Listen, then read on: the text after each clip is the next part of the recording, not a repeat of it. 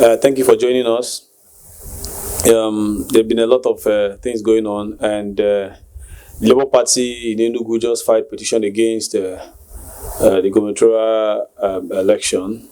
The election tribunal just received the petition on 6th of April.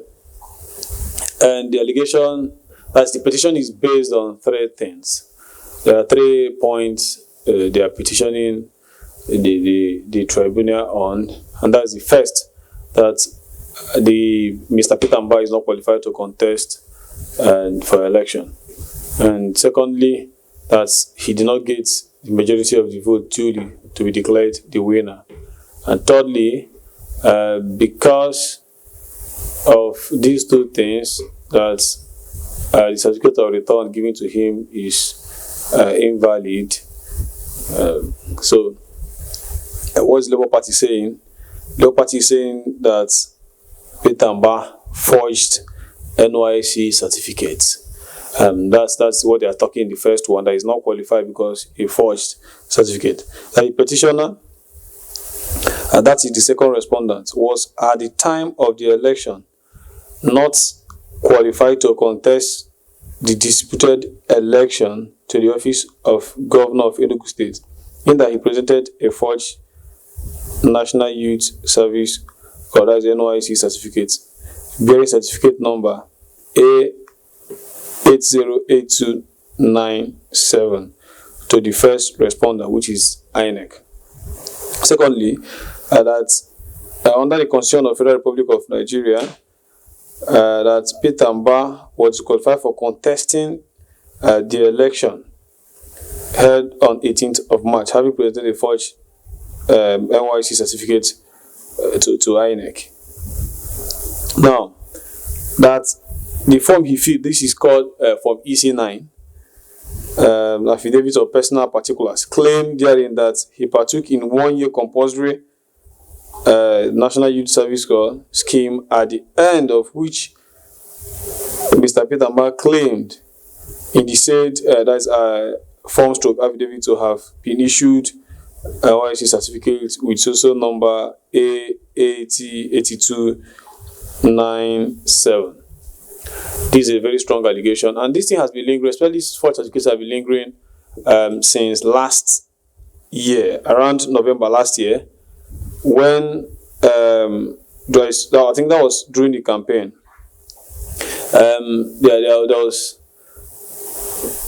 a woman, a lawyer in Abuja, I think Barrister Nena, who wrote to NYSC.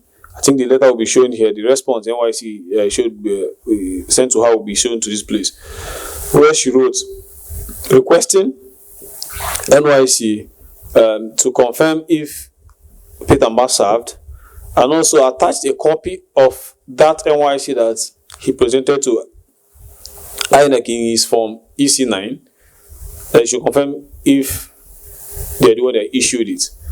And there was a letter. The letter is also with us, and you see the letter will be shown on the screen, and even the NYSC certificate also will be shown on the screen, like a copy of it, like a screenshot of it, will be shown on the screen. That NYSC responded that I'll just paraphrase some part of the letter. They said, "We are pleased to inform you that the certificate of the national service belonging to Mbah Peter Ndubisi with certificate number A808297 forwarded for verification was not issued by the NYSC."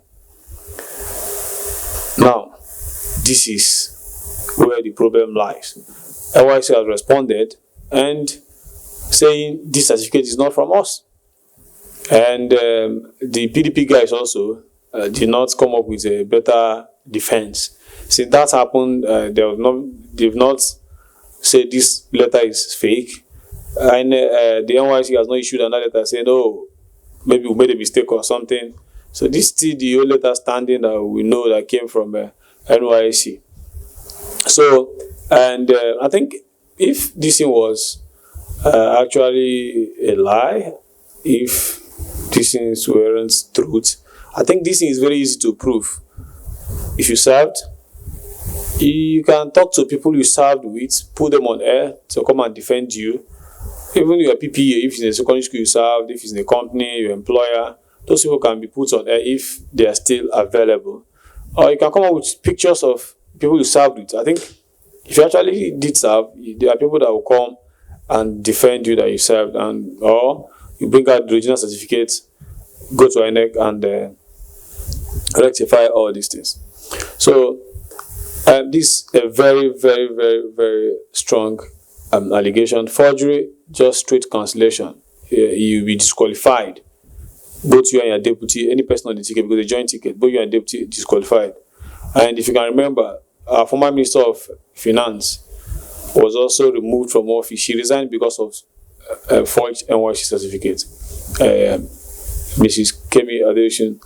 And the recent one was, I think, the Bayelsa election. Last election in Bayelsa, APC actually won that election. PDP went to court. The deputy governor forged his work certificate also, and that some of them were disqualified. And currently, PDP, the PDP guys were sworn in, because once they disqualify you, the person with the second highest votes will be declared winner. So this is a very strong allegation. If nothing happens, if it's not defended properly, this could lead to disqualification of the PDP guy. Now let's get to the second one. Second one is all we know. After the March 18th election, there were alleged overvoting in one of the local governments. It was later said the PDP also complained about local government, but during the review, INEC didn't sustain the other complaint for the local government, and they were able to review only in Kano East. And the Labour Party, even the gubernatorial candidate, who is Barrister Chijoke Edoga, was on Arise TV sometimes last week, and he said that according to him, there were 3 elections that happened that day: House of Assembly, the Senate, and the governorship election. And the House of Assembly election, the total number of votes cast was around 7,000. The same thing with the Senate. Then, for the governorship election, we got over 30,000 votes. But after the protest from the Labour guys, the INEC reviewed the election, and then it was reduced to 19,000. But there are a lot of still protests from the Labour Party saying overvoting is very, very straight in electoral act. It should be cancelled once there's overvoting. But INEC, in their own wisdom, decided not to cancel it, and then the votes were reduced to 19,000. And even during that collation, some of the Labour Party candidates, Labour Party agents, strongly opposed the results, asking the returning officer, Professor Iwe, how they arrived at that figure, and he said he was given this result to announce, he could not defend it and all that. So everything will be forwarded to, they say they should go to court if you feel this is not right, and I think they are in the court already. The tribunal will have to decide all this. The tribunal will have to decide all this. But I think the Labour Party have serious case, especially this forgery case and the other overvoting, because the election happened, especially for the Kano East. These 2 elections happened simultaneously, so that you just get the context of what you're talking about. The election happened, 3 of them happened simultaneously, both the governorship, Senate, and House of Assembly. And accreditation happens simultaneously also, is with 1 BVAS. The election happened simultaneously, so you are using only 1 BVAS for accreditation. Once you are accredited, you're giving 3 ballot papers to go and vote. So I don't see how we have more than 10,000 people who didn't vote for House of Rep and House of Assembly and Senate, and voted for governorship.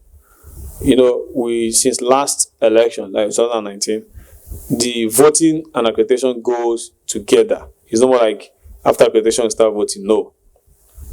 Once the BVAS does accreditation, you are given 3 ballot papers, depending on the number of elections you have. But for that day, we are given 3 ballot papers in the Enugu East senatorial zone because our Senate election was delayed for them. So it's going to be a very interesting scenario at the tribunal to see how the judges will settle that. But it's a very strong case. Logically, you can just see it's a very straight case because something went wrong there. 2 other elections having 7K. How come the other one is having 19,000 votes? And these things could be proved very easily with the PVC collected, the polling units, per ward, and total number of vote cast, and even that issue of having House of Assembly and Senate not tallying with the governorship election will be a very serious issue that must be settled.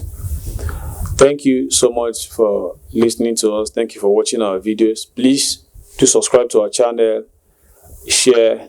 Let's hear what you have to say in the comment section and keep the conversation going on. Thank you.